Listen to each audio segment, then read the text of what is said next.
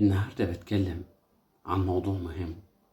ليه الراجل بيضرب زوجته؟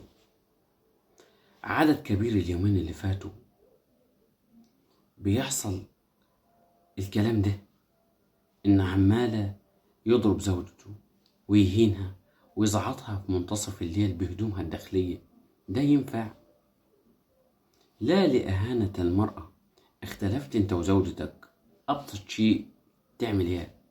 أوديها بيت أبوها، هي في أوضة وأنا في أوضة، أسيبها وأطلع برا الشقة، لكن مش أمسك الحزام وأضربها بيه. دي مش حيوانة، ده بشر. ده أبسط شيء يفرح المرأة ويبسطها. ورداية، هات لها ورداية، قزاز برفان، أرخص أنواع البرفان وديهولها، هتتبسط وكل شيء انتهى. لكن أمسك الحزام وأضربها بيه؟ ترضى لو أنا رحت اتجوزت بنتك أضربها بالحزام، أو خدت أختك أضربها بالحزام؟ ما ينفعش اللي بيحصل. طب ينفع اطلع بنتك اللي هتجوزها في منتصف الليل لما الشبط معاها عريانة بهدومها الداخلية؟ لا طبعا، ما ينفعش.